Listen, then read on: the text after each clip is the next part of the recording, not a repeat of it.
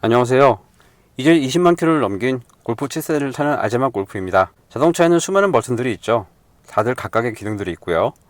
그런데 이 중에는 길게 눌렀을 때 다른 기능이 실행되는 것들이 있어요. 오늘은 이런 버튼에 대해 말씀을 드려보겠습니다. 아마 꽤 유용한 내용이 될 것 같네요. 그럼 바로 시작하겠습니다.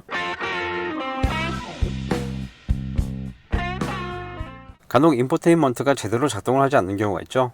내비게이션도 그렇고요. 이런 경우 볼륨 버튼이자 전원 버튼을 길게 눌러주면 시스템 초기화가 됩니다. 시스템이 켜진 상태에서 이 버튼을 계속 누르고 있으면 전원이 꺼졌다가 다시 들어와요. 물론 저장된 블루투스 프로필까지는 건드리지 않고요. 마치 PC를 껐다 켜는 것과 비슷하죠. 만약 내비게이션 때문에 시스템을 리셋했다면 한 가지 더 체크해야 하는 것이 있습니다. 골프 7세대의 경우 내비게이션 맵이 들어있는 SD카드 슬롯의 위치가 조수석 밑에 있어요. 왜 여기다 만들어놨는지 모르겠어요. 조수석에 탄 사람이 발 뒤꿈치로 이 슬롯을 건드려 SD카드가 빠지는 경우가 있거든요. 만약 인포테인먼트 시스템을 리셋해도 내비게이션 관련 문제가 해결되지 않는다면 SD카드 슬롯을 확인해 볼 필요가 있습니다. 그리고 CD가 삽입되는 차량이라면 인포 시스템 리셋 방법이 조금 달라요. 전원 버튼이 아니라 CD 투입구를 기준으로 왼쪽에 이전 다음 꼭 버튼하고요. 오른쪽에 느낌표가 인쇄된 버튼을 길게 눌러주면 됩니다. 누르는 시간은 동일해요. 꺼졌다가 켜질 때까지죠.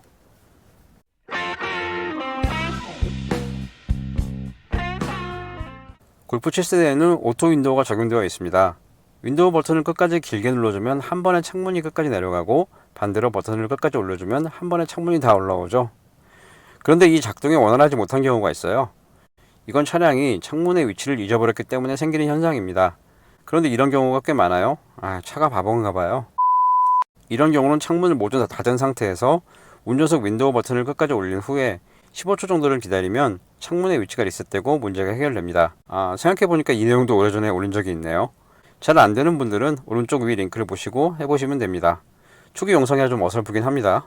그리고 이 방법은 골프 7세대가 아닌 대부분의 차량에 적용돼요. 친구는 다른 사람의 차를 타고 가다가 창문을 열었는데 이런 현상이 있다면 알려주면 되겠죠? 그리고 썬루프 역시 같은 방법으로 리셋이 가능해요. 다만 썬루프의 경우 그렇게 자주 생기는 일은 아닌 것 같아요.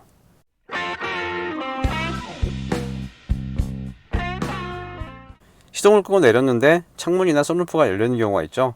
보통은 다시 차에 타서 키를 꽂고 창문이나 썬루프를 닫아야겠죠. 하지만 골프 7세대라면 그럴 필요가 없습니다. 리모컨의 잠금 버튼을 길게 눌러주면 열린 창문이나 썬루프가 한 번에 닫혀요.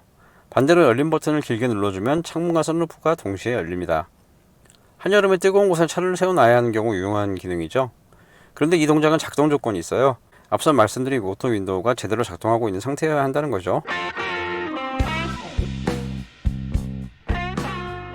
배터리는 시동을 걸어주고 주행 중 다양한 전장류에 전원을 공급하는 역할을 하죠. 그런데 날씨가 추워지면 성능이 떨어지게 되고 그에 따라 시동이 걸릴 확률이 점점 낮아집니다. 물론 남은 전력이 많다면 추운 날씨에도 어느 정도 시동성을 유지할 수 있죠. 하지만 교환 주기가 꽤 길다 보니까 배터리를 언제 교환했는지 가물가물한 경우가 많아요. 골프 7세대에는 운전자가 직접 배터리 잔량을 체크하는 방법이 있어요. 시동이 꺼진 상태에서 주행거리 리셋 버튼을 길게 눌러주면 볼 수 있습니다.